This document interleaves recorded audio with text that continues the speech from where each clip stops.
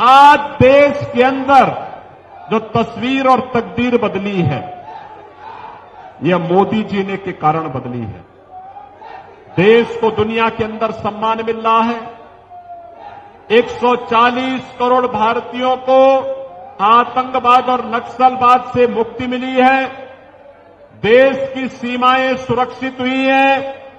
विकास के बड़े बड़े कार्य हो रहे हैं। Highway, railway, metro, rapid rail, train की नई नई सौगात वंदे भारत, अमृत भारत, नमो भारत ट्रेन के रूप में मिल रही है। 1 डिस्ट्रिक्ट 1 मेडिकल कॉलेज बन रहे हैं। हर कमिश्नरी में विश्वविद्यालय बन रहे हैं। IIT, IIM, IIIT, NIT, AIIMS जैसे संस्थान खड़े हो रहे हैं और हर घर नल योजना के माध्यम से शुद्ध पेयजल भी उपलब्ध करवाने का कार्य हो रहा है। बहनों और भाइयों, याद करिए, ये समाजवादी पार्टी की सरकार के समय गरीब भूख से मरता था। गरीब चिकित्सा सुविधा के भाव में दम तोड़ता था। किसान आत्महत्या करता था। नौजवान की नौकरी पे सेंध लगती थी। बेटी और व्यापारी सुरक्षित नहीं थी। लेकिन बहनों और भाइयों, मोदी जी ने मंदिर भी बनवाने का काम किया, रामलला को विराजमान करने का काम किया। तो हमने कहा, मोदी जी अगर रामलला को विराजमान कराने का काम कर रहे हैं और अयोध्या में रामलला विराजमान हुए हैं, तो ये बड़े बड़े माफिया और अपराधी जो जनता का खून चूसते थे, हमने कहा इनकी भी राम नाम सत्य है कि यात्रा निकाल लेनी चाहिए।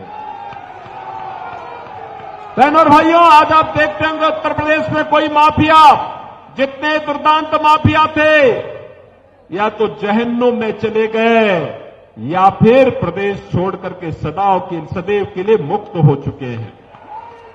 बहनों और भाइयों, आज आप देखो, गरीब के लिए राशन भी है। 5 लाख रुपए के आयुष्मान के कार्ड की सुविधा भी है। किसान के लिए किसान सम्मान निधि है। गरीब के लिए पेयजल की व्यवस्था भी है। घर घर में शौचालय का निर्माण हो रहा है। तो घर घर में उज्ज्वला योजना का कनेक्शन भी है। मोदी जी ने कहा है, तीसरी बार सरकार बनेगी, तीसरी बार सरकार बनेगी तो 70 वर्ष से ऊपर के हर व्यक्ति को 5 लाख रुपए प्रतिवर्ष स्वास्थ्य की सुविधा उपलब्ध करवाएंगे। बहनों और भाइयों, मोदी जी ने कहा है कि तीसरी बार जब सरकार बनेगी, हर वह गरीब जिसके पास आवास नहीं होगा, एक एक आवास 5 वर्ष के अंदर सभी को उपलब्ध करवा देंगे।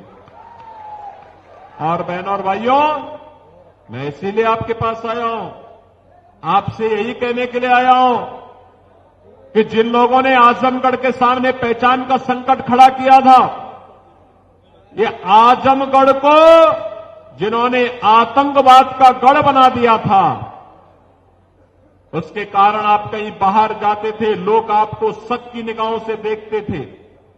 आपके सामने पहचान का संकट था। अरे वो तो निरुआ आ गया। आज आप जाते हैं, लोग सम्मान की निगाहों से देखते हैं। कहा, अच्छा, आजमगढ़ से, जहां से निरुआ सांसद है।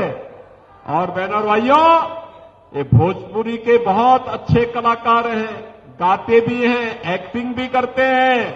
और इनके कहने पर अब हम लोगों ने आजमगढ़ में संगीत महाविद्यालय का निर्माण के लिए भी पैसा उपलब्ध करवा दिया है।